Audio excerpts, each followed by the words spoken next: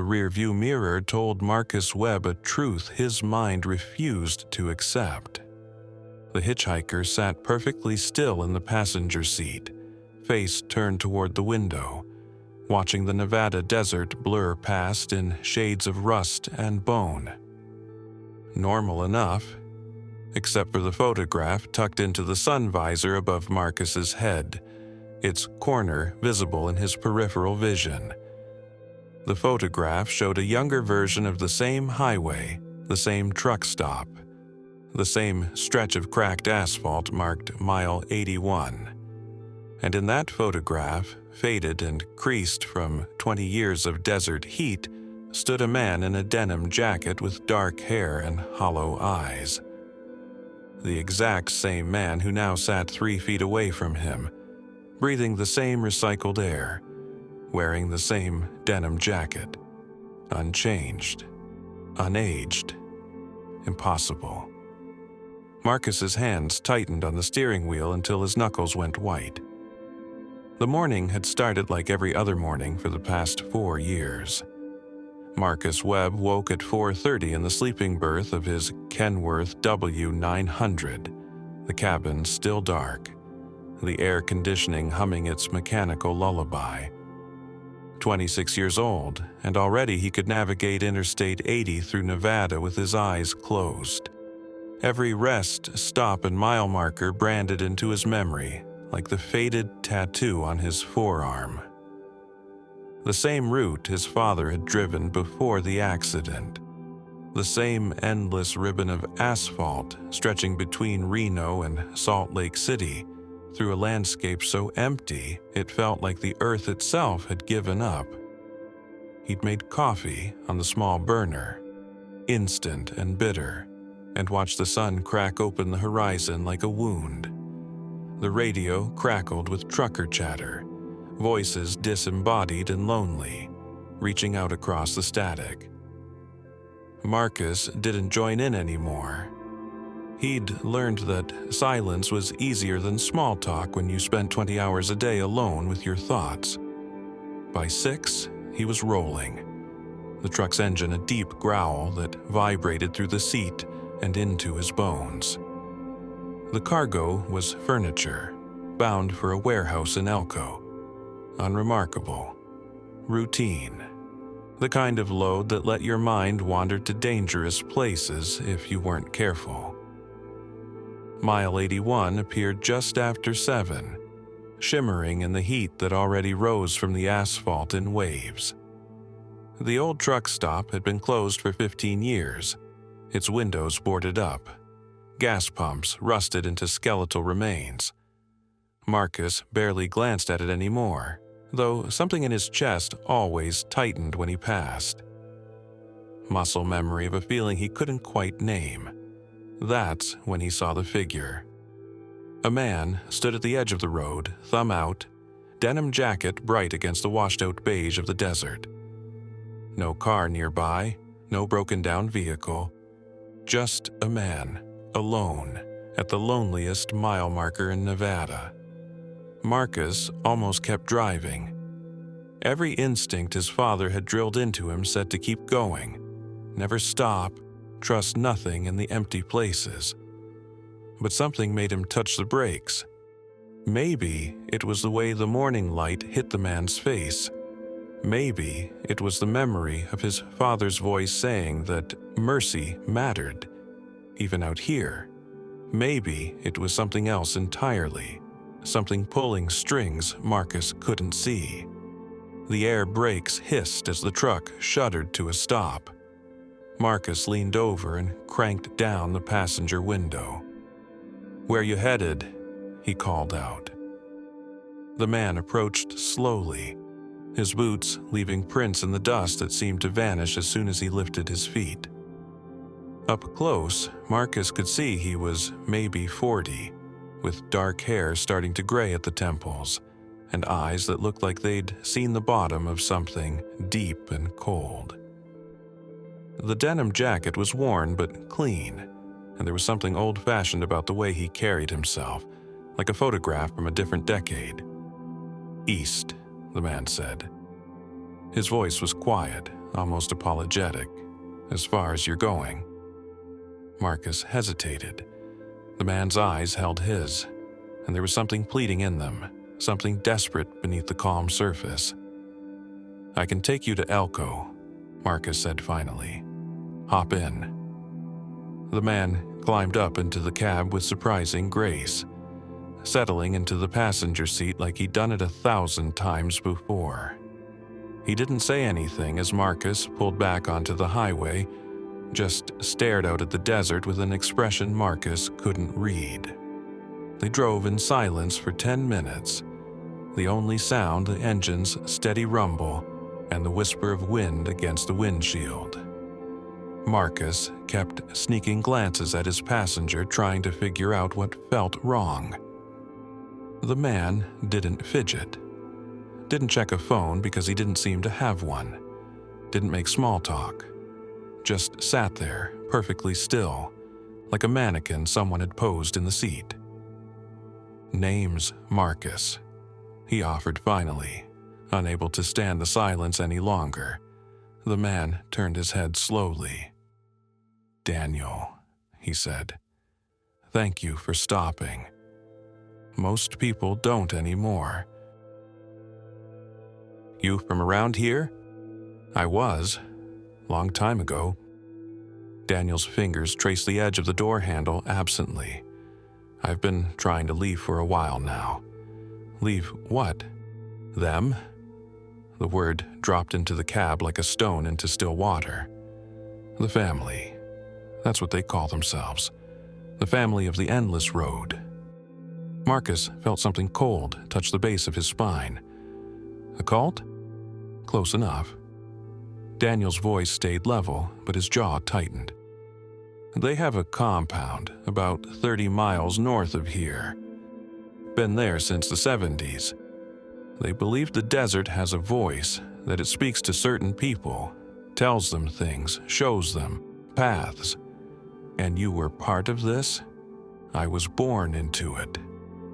Daniel's eyes fixed on something in the distance, something Marcus couldn't see. 20 years I tried to walk away. Every time, I ended up back at mile 81. Every single time, like the road itself keeps bringing me back. The number hit Marcus like a physical blow. 20 years. His hands trembled slightly on the wheel. You ever feel like you've been somewhere before?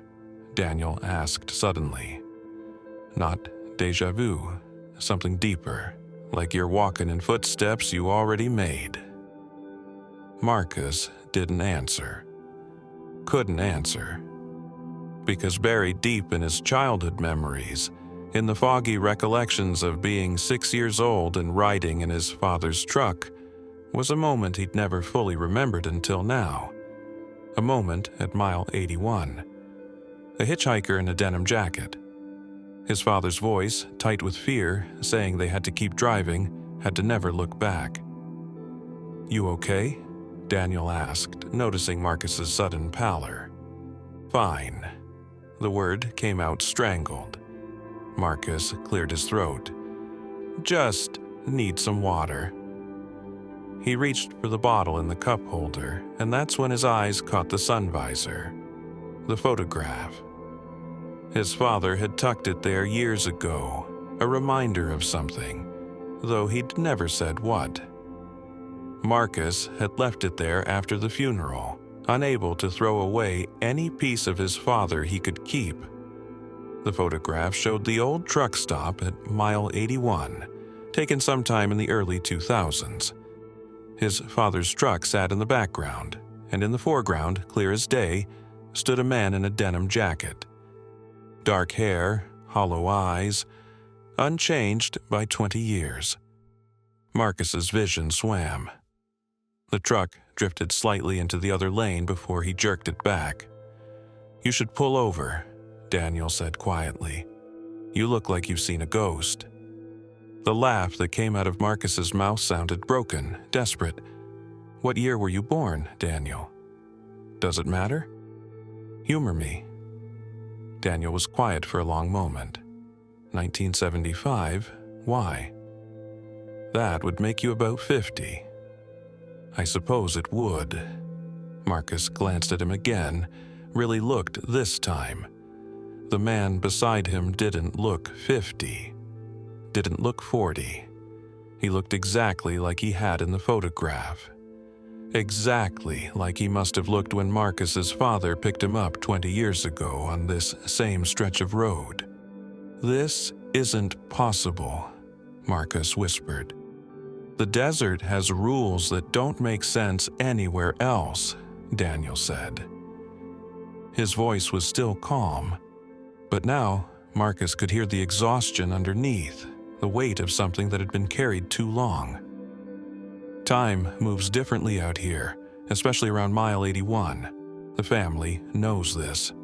They've always known. Marcus's foot eased off the gas.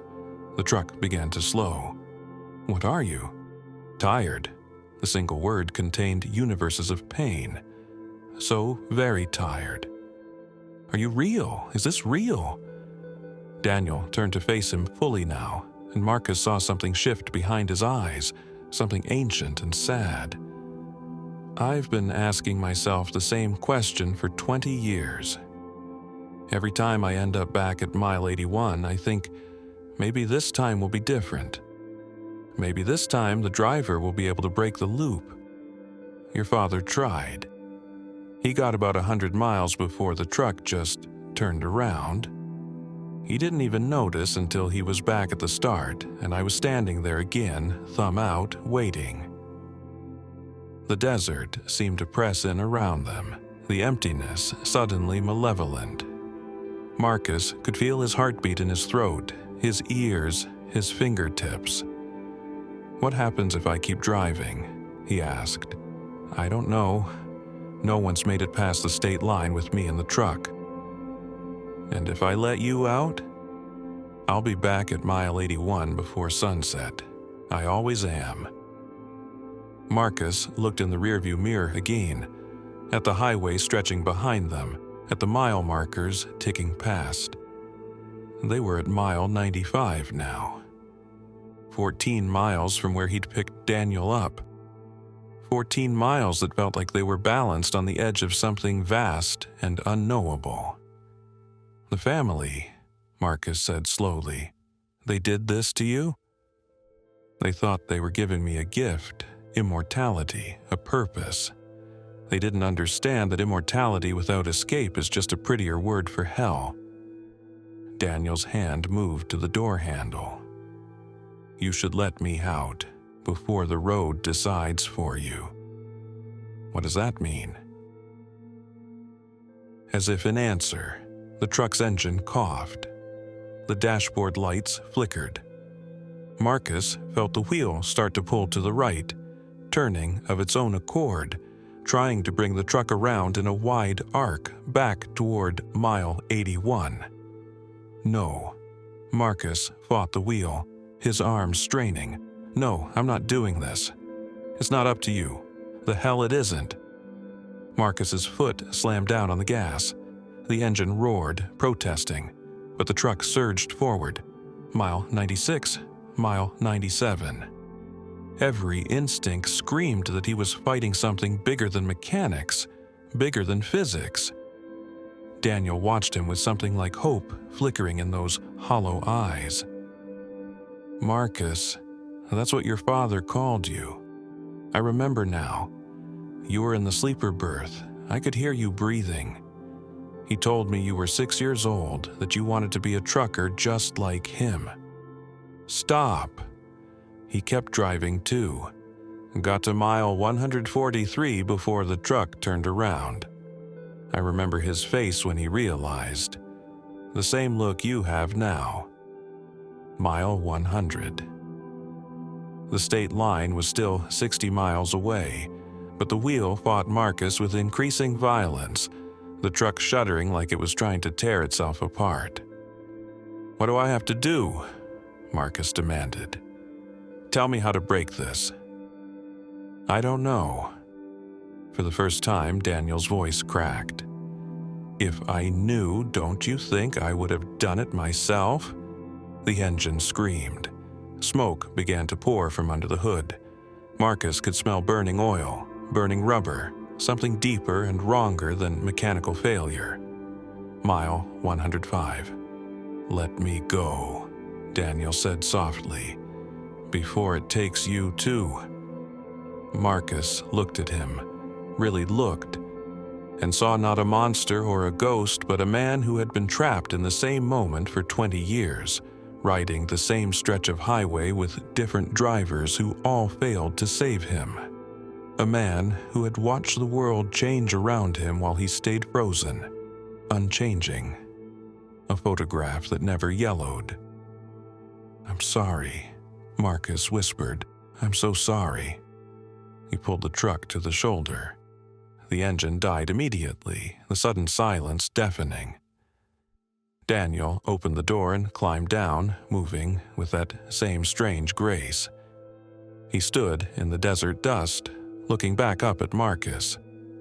"It's not your fault," Daniel said. "Tell yourself that when you wake up at mile 81 tomorrow." "What?"